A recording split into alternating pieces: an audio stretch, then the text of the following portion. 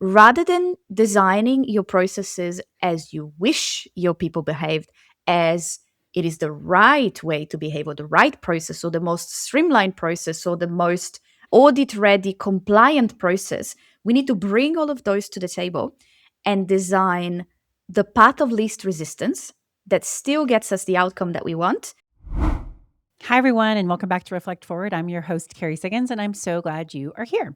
Most leaders think that chaos is a growth problem. They assume that if they just add the right tool, hire the right consultant, or upgrade their tech stack, the mess will just disappear. But after 150 digital transformation projects, my guest today says that the real issue is not software, it is the system, and more specifically, the leader. Val Coin is the co-founder and director of Via Technology. She sits at the intersection of people and technology, helping service-based leaders identify and refine what she calls the core business system so that they can handle scale without all the chaos. She has built and exited a software company herself and seen firsthand where digital transformation succeeds and where it fails. Today, we are not talking about tools. In fact, we're not even really talking about systems, although this is the point of this podcast episode. We're talking more about identity, control, trust, and what leaders must let go of in order to build businesses that work harder and smarter so they do not have to. Hang tight, and I'll be right back with my guest, Val Coin. All right, everyone, I am back with my guest, Val Coin. Val, thank you so much for joining me on Reflect Forward today. Thank you for having me, Kerry. It's a pleasure. And where in the world are you coming from today? Because I know it's not in the United States. I'm based on the beautiful Sunshine Coast on the eastern coast of Australia. Ah, lovely. And are you from Australia or where are you from? No, originally I'm actually from Italy. We moved here, I want to say 14 years ago. It was a really good choice. Very nice. All right, let's jump into what we're going to talk about today, systems and our identity as a leader through the context of systems. So my first question for you is, we all say as leaders, we want to scale and we want to do that without chaos. Why does chaos keep winning? Because it feels like it just won't go away. That's a great question to start from. When we were chatting before the episode, the word tension came up, Kerry. You brought it up, and I think it's a beautiful word as leaders and as individuals who forge a path forward. We experience the tension of having love for what we're creating, but also needing to make it commercially viable. We experience the tension of, as humans, we love comfort and we love what's comfortable to us and what we are used to, but we also have a desire to create something new and exciting. So we love adventure, but we also love comfort. This, I think, is at the core of why, as business leaders, we understand intellectually that we need systems, but also we're building often our own business. Maybe we've done it solo for a number of years, and some of us might have a little bit of a hero complex where we love to come in and save the day, and a system takes it away. I think that's the reason, but it's part of the reason anyway, as to why systems can be so tricky, even though intellectually we understand that we need them, just to actually implement them in our business. And I don't know if you found that in your life and with the individuals that you interact with, Kerry, but I love this concept of managing change as we manage, we're going really deep, really fast here, managing change as we manage grief. And so as leaders, when we have to accept that we need a system in place to manage a part of our business or even a part of our life, I feel like as humans, we need to allow ourselves to grieve what currently is, to make the space, to make the emptiness for something new to come in. And it's exactly like the Kubler-Ross curve, the curve of grief. I use it all the time in my projects to describe this process. Have you found that, Kerry? So it's interesting that you use the word grief, and I'm just trying to think through like maybe I should say system of chaos. That's an oxymoron. I will definitely say that grief is part of evolving as a leader. So let's just like brainstorm through this. I have been accused of having a chaotic leadership style. In fact, erratic was the word that was used. And I feel like I am more comfortable in a certain level of chaos because I can regulate my nervous system really easily. And I also know that the higher up you go in leadership, the less black and white things are. And so you have to be comfortable with ambiguity. And I think that people call a lack of clarity, or they call ambiguity, it feels like chaos. I think there's different comfort levels of that. I think where I have gone through grieving, and I wouldn't have used those words to describe it then, but it is through that evolution. When I had to become a cool, calm, and collected leader, change my identity because I wasn't leading as effectively as I could have. Part of that was systems, part of that was just me showing up that way. I had to let go of parts of myself that I thought made me successful. I think that there was a level of grief there. So, just brainstorming this with you, I think we do go through that grieving process, whether we recognize it or not, when we have to put systems in place or we have to change some fundamental aspect of ourselves to help the business grow, scale. And letting go of that is really difficult. And people deal with that in different ways. I think you're 100% on the spot there, Kerry. There's a lot that goes on at an unconscious level when these shifts do happen. And it's almost a catch-22 because I found that to be aware of what is happening through a period of change, as humans, we need, at least for myself, I need space. I need quiet. I need silence. And I need to create the space, both physical and let's call it metaphysical space, right? And so often what I'll do is I will stop working when I feel like I'm overwhelmed and go for a walk. We have a beautiful bushland area next to my house, and I'll go for a walk. And by creating the physical space away from the work environment and the space of time to think and the space of silence with no one talking to me, then I'll be able to go through that change and be self aware. But as leaders, we are often on the go, always solving the next problem, always firefighting because we are creating something new in our business. And yes, I do resonate with what you're saying, Kerry, as leaders who are growing into different identities for ourselves as we grow as business owners, as we grow as people leaders, as we grow as leaders who lead ourselves. I found the biggest tool for me has been space, whether it's physical or mental, to allow for that self-awareness to happen. That helps. But you're absolutely right. Everybody is different in the way they behave. So my encouragement to the listeners would be ask yourself, what is that space for you? I think self-awareness is so critically important. As you were talking, as I was thinking through the changes that I've had to go through as a leader, especially in the context of systems, of having to put systems in place.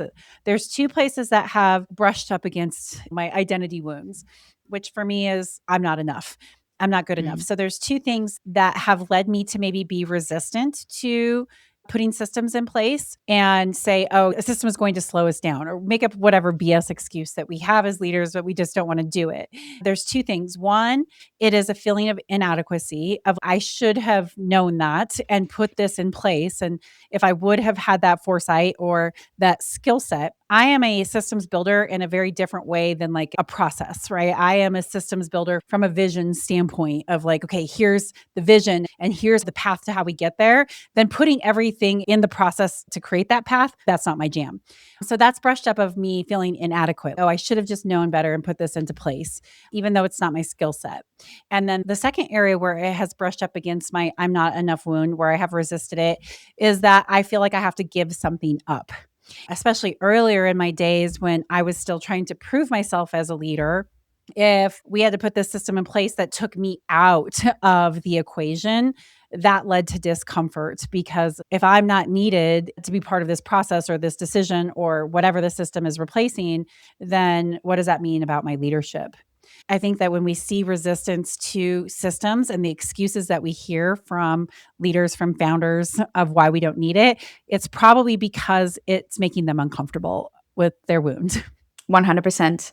And not just leaders, even leaders of teams. When you hear your team member come up with an excuse or a resistance point, it may be very tempting to dismiss it as just, oh, they're resistant to change. I'll just tell them from Monday, that's the change. You're going to have to do it that way.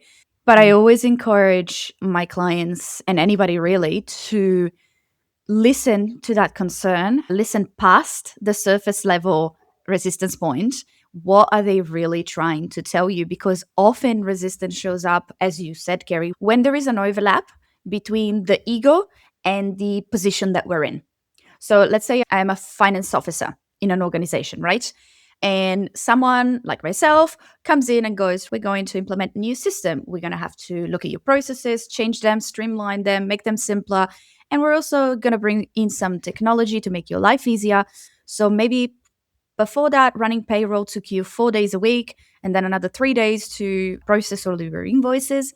Now, with this new software, it's going to take you half a day, let's say.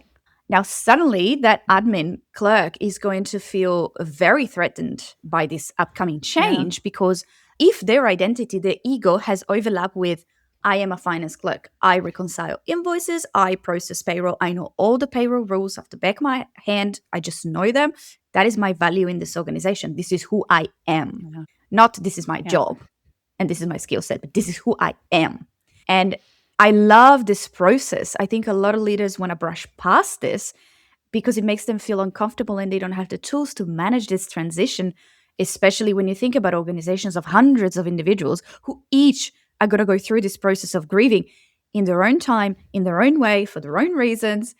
I can see how it would be overwhelming, but to me, it's exciting.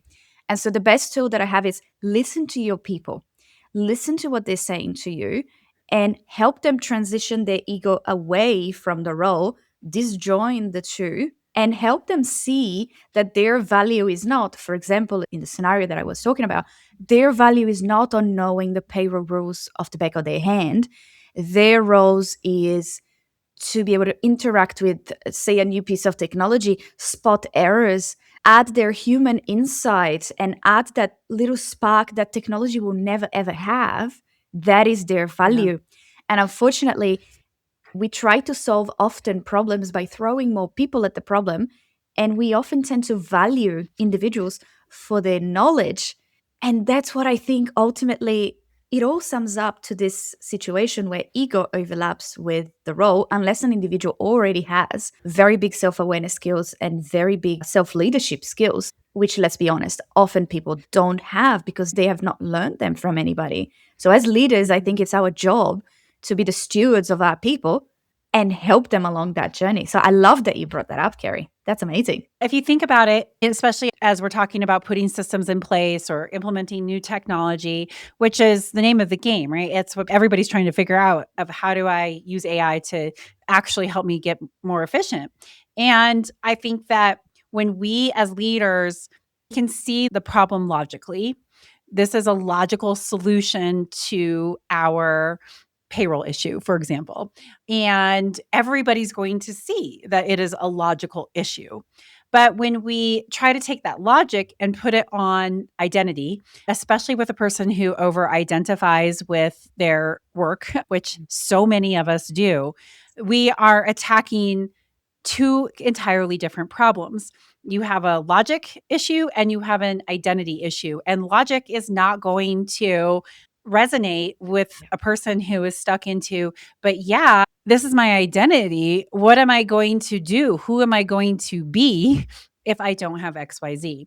That's where that communication really breaks down in transformation, in digital transformation, in any kind of system integration. When people are like, that's all great, but what about me? This doesn't make me feel good. Yes. And leaders aren't addressing that feel. How does this make you feel versus, okay, but yeah, your job's going to be easier. It's going to allow you to do all these other things when people don't want to let go of that, not without understanding what comes next. 100% for their teams and often for themselves as well.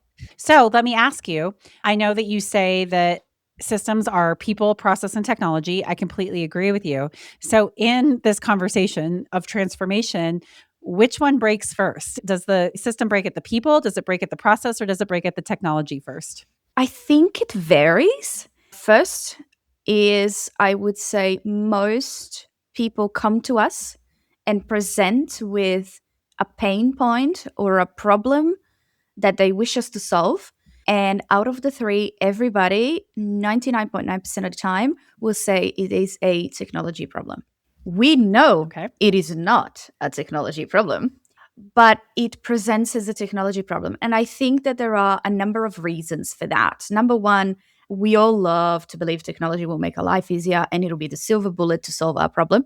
And so, as a leader, it's extremely tempting to go, let's just buy a software with that. Or our software is just not good enough. We spent so much money on it, it's just not good enough.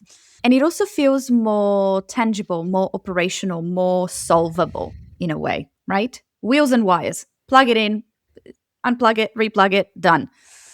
But I found that is often a misleading impression, understandably so. Which one breaks first? The next logical one would be people. Because again, as leaders, we often like to throw more people at the problem. If a business is growing and scaling really fast, often they'll hire more people. Oh, we have too much to do. Just hire someone else. Hire an admin, hire a receptionist. We need an officer for that. Just hire more people. I think the people pillar, and you can call it pillars, I call it three-legged stool. The people pillar breaks not when people think. So you might think, oh, my people aren't doing a good enough job, or they're not doing what they're supposed to do, or everyone's doing something different. Everyone has their own workarounds. You may call it a people problem because people are the body that executes the problem. But I actually would argue that it's always a process problem. So people breaks when there is a misalignment between the intention of the company, let's call it the business plan, what we want to achieve this year or this quarter, and that is not translated down into the different roles of the organization and the different identities. Again, let's say we want to double our revenue this year for our business, right? I'm going to have an HR manager, I'm going to have an operations manager, I'm going to have a finance manager. And each one of those roles will interpret and translate. They'll put on glasses or they'll put on headphones and they will hear those words in a different way. So leadership trickles down. We lead ourselves, we lead our management team, and our management team leads their people to actually translate, what does that mean for me? What does that mean for my department? What does that mean for my role? Because it could trickle down all the way to the bottom. Let's say we're a cleaning company to, I always do one final check of the office that I just cleaned. I make sure the bins are empty and I leave a little chocolate on the desk so that my clients are thrilled to walk in on Monday morning and find a clean office. That will trickle up too. We're going to do double revenue this year. I would love leaders to take the time, again, time to go through this process with their team and co-create that alignment to bring us back on track, because I do tend to go down rabbit holes. I think people breaks when there is a misalignment. I think that technology breaks is the easy answer. So my answer would have to be, Kerry, process, which is probably the most boring of the three, which is the one that we don't like. You know, it's flowcharts on the wall, and often we confuse process and flowcharts with SOPs, which is one of my big pet peeves. I'll get to that later if we have time. I'll try to stay on track. Process. I think process is the one that breaks, because process, my personal opinion is, we need to start from always, what's the outcome? What's the input and what's the output? What are we trying to achieve here? And then one of the biggest points that I always try to make is, now let's bring people into the conversation. Rather than designing your processes as you wish your people behaved, as it is the right way to behave, or the right process, or the most streamlined process, or the most audit ready, compliant process, we need to bring all of those to the table and design the path of least resistance that still gets us the outcome that we want. And if we're in a highly regulated industry, that still keeps us compliant. Of course, we need to check certain checkboxes if we need to. But what's the path of least resistance? Because humans will always choose the path of least resistance when we do something. Mm-hmm. And so let's design a process to actually take that into account, just like we take into account our compliance requirements, just like we take into account the technology that we need to use. Let's also take that into account. And I think if we build our processes that way, or if we already have a process, let's review it once a year, once a quarter, whatever the frequency is for the urgency of that process. Whenever something breaks, whenever there's an error, let's go back to the root of the problem. What's the process that drove us to this error? Where is the gap in it? And how can I simplify it by choosing the path of least resistance? Because that's going to not only solve my problem today, but also create a process that doesn't break in the future. And then that is the solid foundation for me to align my people on top of it. And last of all, for me to actually look at the technology, and is it the right technology? Very long and winded, convoluted answer, but I think I got to it at the end, Kerry. What do you think? I love it. I love watching you go through the whole process of figuring out what the answer is. It's a tough question. Mm. And it's one that I really appreciate the complexity of trying to answer because I don't think that most leaders know. And I will just give you an example. So, we're headquartered in Durango, Colorado. We're a very headquartered centric company. But as we've grown, we have opened up branch offices that are closer to our customers. Our customers are not in Durango, Colorado. They're not even in Colorado. And so we want to get inventory closer to our customers. But the way that we have set up our forecasting system is very Durango centric. Our team doesn't want to put more inventory at the branches, even though it's closer to the customers, because that's going to drive up our inventory, which of course we don't want. And so the conversation that I had with them is, look, we have to set up our systems and processes based on our strategy, and not design our strategy based on our processes and our systems. That is very difficult. And the comment back was, we can do it. It's just going to be a lot of work. So the path of least resistance sometimes can keep you status quo.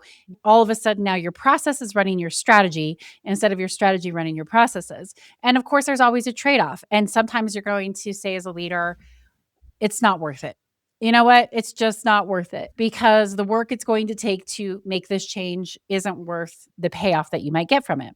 And in some instances, you're going to have to say, okay, I understand that. And now we have to create a new process, understand what the technology looks like so that we can create a better process to go and implement this. The reality of the decisions that we're trying to make as leaders every day is that you do have people, you do have process, and you do have technology, and all of them are important. But ultimately, where you have to lead from is, what is our strategy? How does this align with our strategy? And then if we have to make a change, is it worth it? Yes. I appreciate you asking it because we need to ask ourselves those questions. Otherwise, we're not growing as leaders. As you were talking, Kerry, I was just thinking so strongly about a current client of ours. They're a beautiful, beautiful organization. And they came to us. We're working on a variety of things. One of the little things, in the grand scheme of things, is such a tiny problem about reconciling a small, it's a very small amount of monthly revenue. Let's call it $200 a month at most. And their turnover is about 10, 12 mil a year. So super small amount of revenue, but it's such a manual process and it creates so much stress for a particular team, and that team is almost sitting in the middle and is the glue between all the other teams. I'm not going to share what kind of team it is because otherwise it gives away what kind of company it is. Think of them as the operations team. They're in the middle. They're the glue that touches all the other departments. And you wouldn't believe the amount of stress and anxiety that seeps through the company because of this teeny tiny little problem that is a $200 a month revenue problem. It's probably costing them 10 times as much in salary of hours wasted dealing with this problem. Mhm. And they came to us, and as part of the whole digital transformation, we're putting in place process, system, people, and they really wanted a piece of technology to handle this problem. And this leads to another one of my favorite topics. I'm going to hijack this conversation. I'm so sorry. Which is, they wanted us to find a piece of software to manage that problem because it's only a $200 problem. And so technology should do that for us, right? We've looked into it and we've workshopped it with the team and we've heard all the perspectives of different layers of the organization. And our assessment at the end of it was, guys, use an Excel spreadsheet. You have Excel as part of your Microsoft subscription. It is the fastest, the easiest. It is a low risk problem because there's no compliance. Usually we don't recommend Excel because people can delete cells. It's not safe. There's no audit trail of who did what. I don't recommend using Excel for a lot of things, but in this case, very low risk, a very low data entry. We can reduce it to one person only. It's a very low problem. It's only $200 of revenue a month. And the amount of emotional exhaustion that it is creating, just use an Excel spreadsheet. Just that's the solution. So a system isn't always complicated, isn't always the I love Lamborghini. that. It could just be an Excel spreadsheet. So, why were they unable to see it? Are they just too close to it? That seems like such an obvious answer of why didn't you try Excel first? Maybe the better question is, why do we have blind spots Yep. in areas like this where we want to make a much more complex solution when a simple one would be so much better? What a beautiful question, Kerry. You mentioned a little while back you were sharing the two sides to your resistance to putting in place systems. The first one of them was, correct me if I heard it incorrectly, I should have known better. I should have done better. Why didn't I do this right the first Yeah. time? Feelings of inadequacy. And Mhm. I think that is exactly what happened there. So they put in place an Excel spreadsheet. It was kind of working. It was a bit clunky, but it was working. And again, for $200 a month, to me, that's fine. But and then we came in and we said, we're going to help you. So the CEO obviously called us in. We didn't just barge into a business. The CEO brought us in to systemize and make everything nice and shiny and polished and systemized and the Lamborghini of the system. And they probably thought, oh, this is just not good enough. I feel inadequate with my Excel spreadsheet. We need to solve this as well. And the funniest thing is that and this happened sometime, as soon as we stepped into the project, they gave away the agency to us to Uh-huh. solve the problem. And so they brought us the problem. And I didn't realize it at the time. This is September last year. We are now in February. When we start a project, we just do a big shopping list of, all right, let's do an audit. Let's see everything that needs to be done. Then we're going to put it in a plan. We're going to put it in order of priority, 80-20 rule. What's 20% that's going to give us 80% of the value here? Let's do that first. And then the smaller problems can wait. So this is why this problem, it was brought up to us in September. Then we put it in the plan. We shared the plan with the team and we said, we're not going to look at it until end of Jan. End of Jan, I pick the problem back up and I go, we now have capacity to solve this because we've done the bigger pieces first. And the team goes, yeah, we stopped using the Excel spreadsheet because we were waiting for you to find a solution for us. Oh my goodness. And so they gave away their agency because they told themselves the system was inadequate. So I'm going to stop using it. Clearly, there was a miscommunication somewhere there. Then I looked at it. And at the end of the week, I was like, guys, Excel spreadsheet is the right solution here. So they doubted themselves on the system that they created. And more crucially, they stopped using it, hoping for a better system to show up. And so that's probably my biggest lesson here is if you have a feeling of inadequacy that your current system or your current leadership style, whatever it isn't good enough, yes, look at it. Yes, improve it, but don't stop doing what you're already doing before you've got the next solution in place. And to me, that's what happened there. They doubted themselves and they thought this person's going to come in, they're going to solve everything. I can hand off ownership of it. Again, one of my, I have many, many pet peeves and many, many opinionated points I find, but ownership.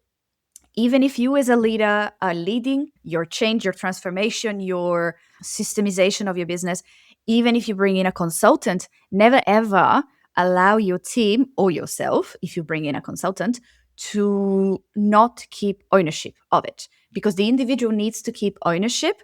They need to co-create the solution because eventually the consultant's going to step away and go to the next job. Eventually the business owner might want to retire or go on a holiday or take some well-deserved time off with their family. So if you don't give your people ownership, they will never be ready to catch when you want to step away. Yep. I love it. I Yeah. love that you took it to ownership. My book is called The Ownership Mindset, and I think this was such a perfect example of what we've talked about today, the messiness that leaders have to organize. They have to organize their chaos because this is the reality of running a business, putting in systems, driving change, driving digital transformation, is that it is really messy. If you don't have a culture of ownership, and you're not role modeling that as yourself as a leader, you are certainly going to see people hand it over to someone else like you just did. Yeah. And that process of using the spreadsheet, it didn't get ingrained enough of like, this is now how we do the work. There was still surface level. So there wasn't that buy-in. There wasn't now this, Mhm. oh, this is just how we do it. It was easy to fall back onto, oh, we're going to go back and do it the other way because I don't really have ownership over this. Someone else is going to figure out the problem for me. And this is the reality of what leaders face every single day. Yep. Yep. It's a Yeah. fun game, but we love it. Yeah, you have a hard job. All right. So, one last question before I ask you my signature question. Talking about the messiness of it. I'm a CEO or an executive leader who's leading this transformation, leading a digital transformation or some kind of change where I have to put a new system in place. And it feels really messy. What is the first internal shift I need to make as a leader before installing something new? Slow down to speed up would be my answer. I know it's I hate that answer. I know. I know, Carrie. We all do. Whenever I have to do it for myself, I hate that too, but it does work. So slowing down will allow us to speed up later. I can promise that to you and everybody else listening, and I'll remind it to myself as well. Whenever I feel like I need something to be in place yesterday, that's my alarm, one of my alarm bells. It's the canary in the mines that, okay, we need to go for a walk. We need to see if this is truly aligned. We need to see if this is going to give us the outcome that we want. Is this aligned with our business strategy? Is this a duct tape solution? Am I just trying to duct tape this in place and move on to the next thing? And you know what? Sometimes after the walk, yes, it is a duct tape solution.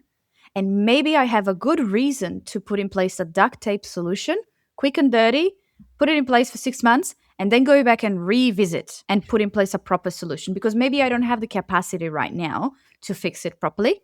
Maybe I'm in the middle of something and it just needs to get done. Fair enough. But I took an intentional decision, and an intentional decision can only be taken if we slow down because then we can speed up the execution with the peace of mind that we're going to go back to it 6 months later to put in place a proper solution, not a duct tape solution. Does that make sense as an answer? I'm going to sneak in another one. Cadence. Cadence is one of the most important and the most underrated things that a leader can implement in their business. Call it a weekly meeting or a daily stand up. Call it a quarterly systems audit. Whatever it is, cadence is key. Don't just do it once. Don't do a big transformation once and then be exhausted and never do it again. No, no, no. Quarterly, annually, review your tech, review processes, review your people. We do performance reviews in our people. Why don't we do performance reviews for our processes and our technology? It should be the same. So, wrapping it up, slow down to speed up. And once you took the intentional decision, put in place cadence to review it and make sure it's the right one for the next phase of your business. Yeah, I love it. That's great. It reminds me of something that we just had to do as we were talking about how we want to implement AI into Stone Age. So, of course, it's so easy to get enamored by, we can put this custom GPT on top of the software and it fixes this problem. And we did some of that just to test out how fast we can move and that we don't have to invest in big, huge software solutions when we can piece together our own through these custom GPTs. And so I want to go forward and say, go do more of those.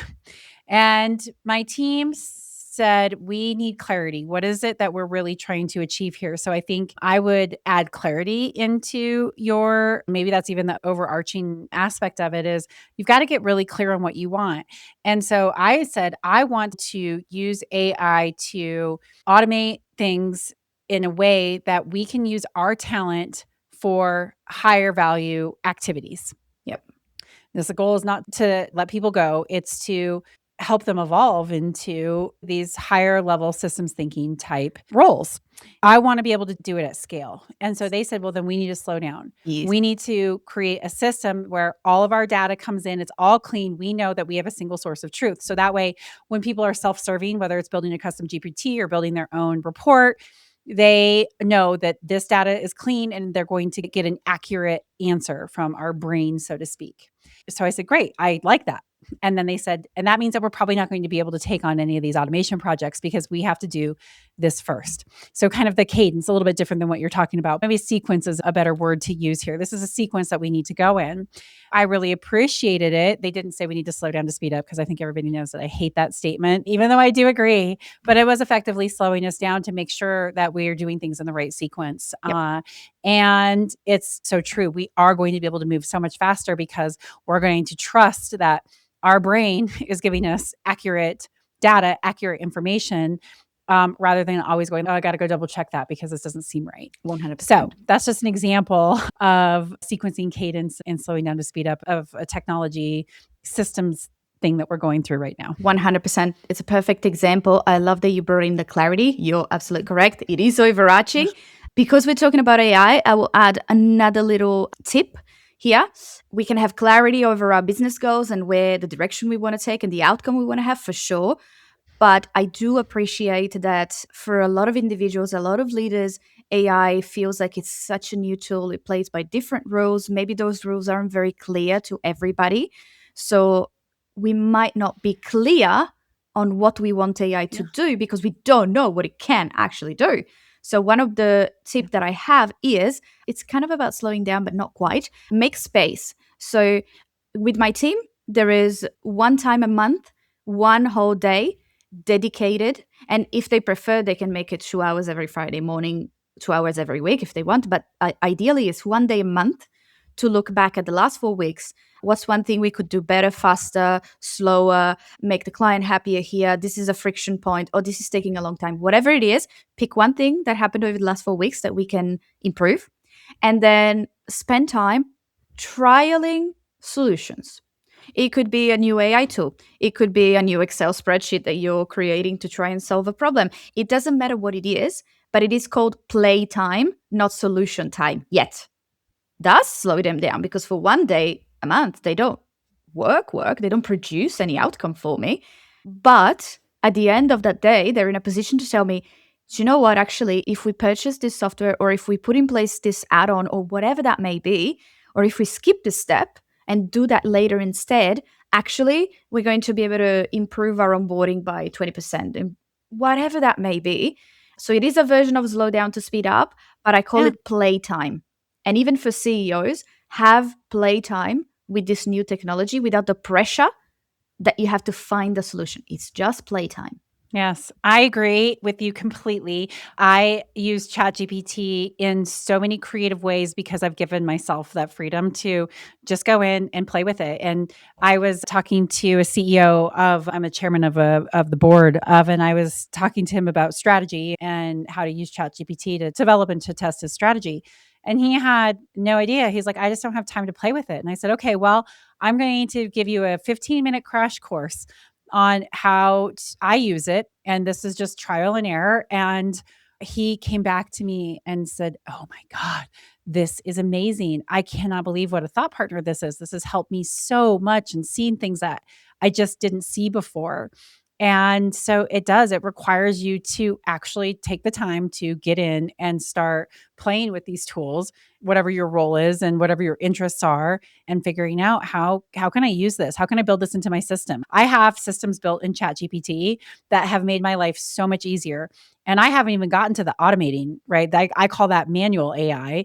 I haven't got even into the automating of AI into my life because this has just brought so much efficiency in the way I do things. Yeah, Yeah. 100%. Yeah. It's a great Yeah. supporting tool. I'm not going to Mhm. get into it because I know you want to ask me another question and we could probably Yes. talk the whole day. I would just say automation sits on a completely different axis in my mind than using AI. So you're not doing anything wrong there, Kerry. Yes. Automation completely Yeah. separate than just Yeah. using AI. So you got this. I've delineated it as manual AI and automation in my brain because I think people are like, "Oh, I'm using AI, I'm automating things." No, you're not. You're using it as a thought partner. Right. But anyway, we could spend a whole nother episode on that. So the name of this podcast is Reflect Forward. What does Reflect Forward mean to you? I'm so tempted to say slowing down to speed up because you love it so much. You Reflect can't. forward. You can't say Okay, that. I'm not allowed. All right, all right. I would like to say introspection is the word that came to mind. Reflect forward. How can we take what we have gone through, what has happened to us as individuals, as leaders, as mothers, fathers, daughters, family members, business owners? How can we take the whole of what we are, reflect it, and internalize it and introspect it and let the precious stuff percolate to the top and shine that forward to the next step of who we are becoming. I believe we are becoming a different person every single day of our life based on what has happened to us, based on our experiences, on our thoughts. And maybe it's not quite a mirror doesn't quite work that way, but how can I take something and reflect it forward, but it changes by going through me? It's not just reflected, it goes through a change, it goes through a refinement process as I introspect what has happened and I use it as a stepping stone to become the better version of myself tomorrow. That's probably what would be my answer. That's a great answer. Thank you so much. My pleasure, Kerry. Oh, Val, it's been such a fun conversation. Thank you so much for joining and sharing your expertise. How can people find you? Best place to find me is on LinkedIn. So you can search for VAL Coin, just like a coin. It's a funny name. Or the business is VIA Technology. We play a lot on LinkedIn. It's the best place. Perfect. I'll include all that in my show notes as well. So thank you so much for coming on the show. I really appreciate it. It's been a fabulous conversation. It has been, Kerry. Thank you for having me. Absolutely. All right, hang tight and I'll be right back. All right, everyone. Thanks for listening. I hope you enjoyed that interview with Val. If you like this episode and think someone could benefit from it, please feel free to share it with them. And if you like this podcast and haven't subscribed, please go to YouTube and click on the subscribe button or your favorite podcast platform and do. And please write a review, drop me a message, rate the podcast. It always helps with the algorithms, and I appreciate it so much. Thanks. Have a great day.